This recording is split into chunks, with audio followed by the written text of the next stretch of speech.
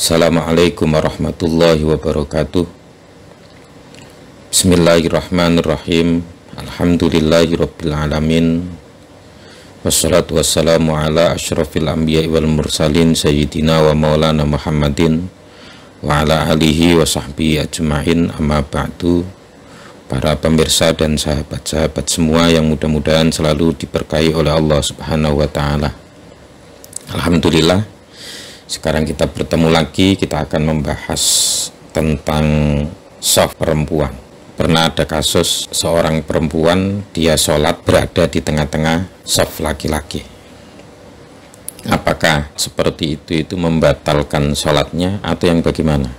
Kalau aturan shaf yang ideal disebutkan di dalam sebuah hadis an Abi Hurairah qala Rasulullah sallallahu alaihi wasallam, khairu sufufir rijali awwaluha wa syarruha akhiruha. Sebaik-baik shafnya laki-laki itu di awal, sedangkan sejelek-jeleknya shafnya laki-laki itu yang ada di akhir shaf. Sebaliknya, wa khairu sufufin nisa'i akhiruha. Sebaik-baik shafnya perempuan itu di akhir shaf, di belakang sendiri. Wa syarruha awwaluha. Dan sejelek-jeleknya shaf bagi perempuan yaitu yang ada di depan. Ini adalah aturan ideal dalam hal posisi shaf pria dan wanita, yaitu bahwa shaf wanita itu berada di belakang shaf pria. Semakin wanita itu jauh dari pria, maka semakin baik. Jadi ketika antara pria dan wanita itu shafnya bercampur dalam satu barisan, apakah sholatnya sah? Nah, ini yang akan kita bahas. Disebutkan di dalam kitab Al-Mawsu'ah Al-Fiqhiyah Al-Kuwaitiyah juz 6 Shahifah 21. Fa idza kana al-ma'mumu imra'atan aw aktsara min wahidin yaqifu khalfal imami. Jika makmumnya itu hanya satu perempuan atau lebih, ya satu perempuan atau lebih, maka perempuan-perempuan tersebut berada di belakang imam. Wa idza kana wahidan zakaron, dan apabila makmumnya itu cuma satu laki-laki, walau sobian, walaupun anak kecil, yakifu ala yaminil imami musawiyan lahu indal jumhuri, maka makmum laki-laki tersebut walaupun anak kecil, dia berdirinya itu ada di samping kanannya imam dan jejer dengan imam. Ini menurut jumhurul ulama. Tapi wadzhab Syafi'iyah wa Muhammad ibnul Hasan ila annahu yustahabbu ta'akhuruhu anil imami qalilan. Nah, kalau menurut Imam Syafi'i dan Muhammad bin Hasan, itu sunnahnya, mustahabnya, kalau makmum cuma satu dan dia laki-laki walaupun anak kecil, dia itu agak mundur sedikit dari imam. Wasarroha al-Hanafiyatu bi anna muhadzatal mar'ati lirrijali tufsidu sholatahum. Menurut Abu Hanifah, menurut mazhab Hanafi, jika laki-laki dan perempuan sholat jejer, maka sholatnya laki-laki itu bisa rusak, bisa batal. Yaqulu az-Zailai al-Hanafiyu, fa in hazathu imra'atun mustahatun fi sholatin mutlaqatin wa hiya allati laha ruku'un wa sujudun mustarakatun bainahuma tahrimatun wa ada'un fi makanin wahidin bila ha'ilin wa nawa al imamu imamataha waqta syuru'i batalat sholatuhu duna sholatiha.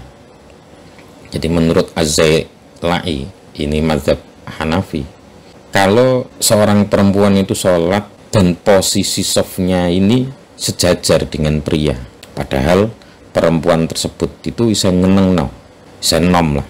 Nah, sholatnya adalah sholat yang mutlaqah. Maksudnya sholat mutlaqah itu sholat yang ada ruku, ada sujudnya, ya seperti sholat-sholat biasa, bukan sholat mayit.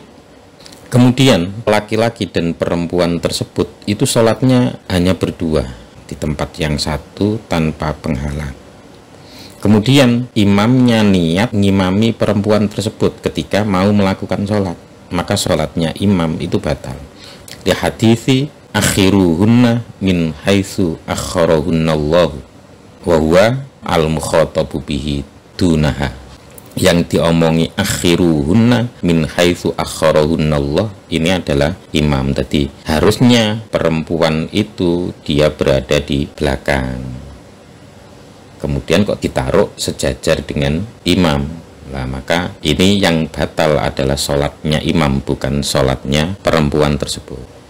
Wa jumhurul fuqaha'i al-malikiyatu wasyafi'iyatu wal hanabilatu, menurut mayoritas ahli fikih, pakar-pakar fikih baik dari golongan Malikiyah, Syafi'iyah maupun Hanabilah, mereka semua berkata, inna muhadzatal mar'ati lirrijali la tufsidus sholat walakinnaha tukrahu.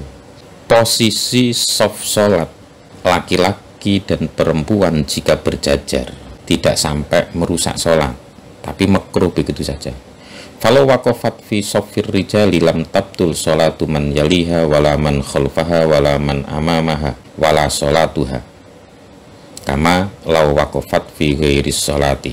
Jadi seandainya ada seorang perempuan dia berada di shaf laki-laki, maka sholatnya orang yang ada di sampingnya itu tidak batal. Kemudian sholatnya orang yang ada di belakangnya juga tidak batal. Sholatnya orang yang ada di depannya juga nggak batal. Sholatnya dia sendiri juga nggak batal. Wal amru fil hadisi bitakhiri layak tadil fasada ma'adamihilah. Hadis akhiruhunna min haitsu akharahunallah ini hanya perintah kalau perempuan itu dia berada di akhir, berada di belakang shaf. Ini hanya perintah seperti itu saja. Perintah yang seperti ini tidak terus menentukan bahwa jika perempuan itu berada di tengah-tengah shaf laki-laki berarti sholatnya batal. Enggak. Kesimpulannya, jika ada seorang perempuan dia sholat berada di tengah-tengah shaf laki-laki, entah itu orang satu atau orang banyak, maka sholatnya dia tidak batal. Sholatnya orang yang ada di depannya juga nggak batal, yang ada di sampingnya juga nggak batal, yang ada di belakangnya juga nggak batal. Seperti ini disebutkan di dalam kitab Al-Mawsu'ah Al-Fiqhiyah Al-Kuwaitiyah, dan ini menurut jumhurul fuqaha dari kalangan Maliki, Syafi'i, dan Hambali. Saya kira cukup, kurang lebihnya saya mohon maaf yang sebesar-besarnya. Wallahul muwaffiq ila aqwamit thoriq. Wassalamualaikum warahmatullahi wabarakatuh.